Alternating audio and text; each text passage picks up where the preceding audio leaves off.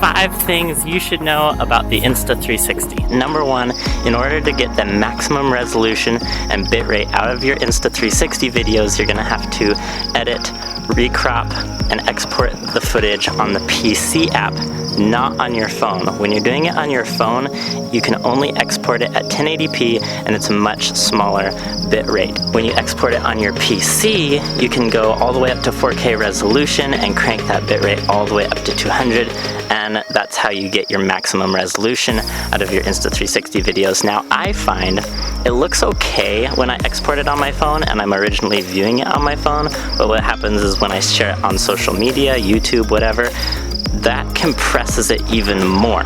So first it comes out of your phone at 1080p, and then it gets compressed when you upload it to YouTube, and it looks absolutely terrible.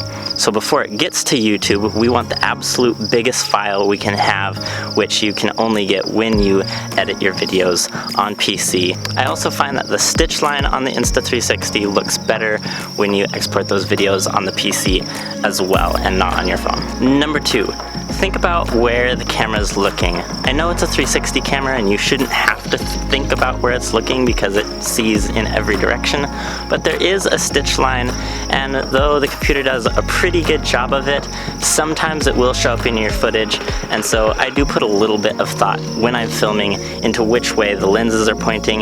If I'm going to be filming myself, I'm not going to film with the edge of the camera looking at my face. Even though you can, it's just not optimal because that stitch line may become visible throughout your footage. As you can see here, as I am scanning along the tree branches here, you can kind of make out that stitch line a little bit. But then we turn the camera the other way, so one of the lenses is facing toward the tree, and now we can film without that stitch line getting in there. It's not the end of the world if the stitch line's there, but I'm just talking about how to get the optimal video quality, and I recommend paying a little attention of where the camera's pointing, and always keep a lens pointing at what you're planning on having in focus in your finished video. Number 3, here's something you should know about using the ultra long selfie stick. You can pick one of these up on Amazon for pretty cheap, and I highly recommend using it. You can get some almost drone-like shots with it. It's one of my favorite things to do with the Insta360, but what you should know about it is that it does bend a little bit, and so that can come into view of your footage when you're looking back at yourself. Now, if you don't already know, the Insta360 doesn't see its own selfie stick because it's stitching together the 2 views of the lenses placed on either side of the camera. This 180 view stitched together with this 180 view, but there's a gap about 1 inch in the middle where anything in this gap isn't going to be seen in the final 360 view.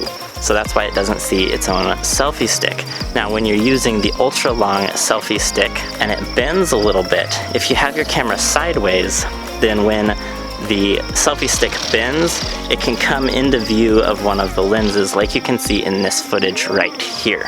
But there's a simple way you can avoid this, which is just don't film with your camera sideways. Film with your camera up like this. That way, as the selfie stick bends, it will still be within this blind spot of the camera.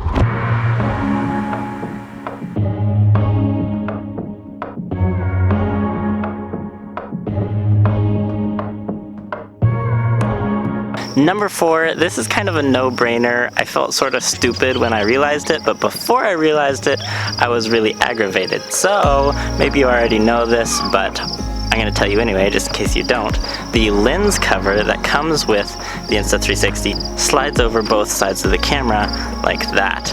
Now, I didn't realize this for like the whole first month that I owned the camera. I was putting it on from the top and it didn't come down all the way over the lenses, and I was like, that's kind of silly that it doesn't really fit right. And I was just sort of annoyed, and I was like, well, I guess it's only for when the lens is detached from the camera. I can put it in this little carrying case, and it's not really meant for when it's on the camera, but then how do I protect the lenses when it's on the camera?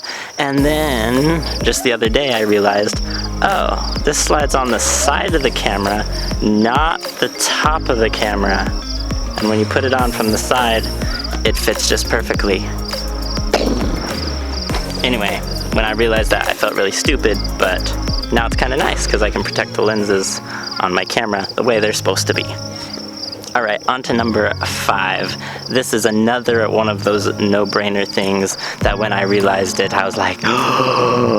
This right here is another lens for the 360 that isn't 360. It's just a regular action camera lens that goes on instead of the 360 one. What I didn't realize about this is that it has 2 options. It doesn't always have to face forward. It has notches in the top so that you can place it on the camera the other direction, and now you have a great selfie camera you can see in the screen and out of the camera, having it facing it towards you. And like I said, when I realized that, I was very happy and like, oh, that's so cool, and I didn't even realize it did that at first.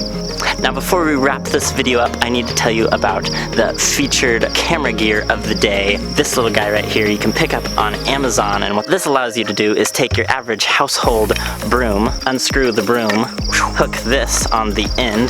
This has regular camera threads on one side and broom size threads on the other side. We can screw that right on the end of our broomstick, and now we can hook whatever kind of camera gear we want on the end, a boom mic, a camera, a 360 camera, and use it as a long selfie stick if we want.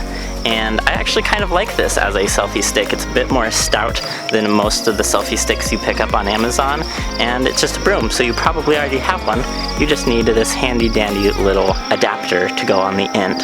Alright guys, if you like this video, there's more videos right here. Subscribe if you aren't already. Merch linked in the description below as well if you want to support this channel. I'll see you guys really soon in the next video.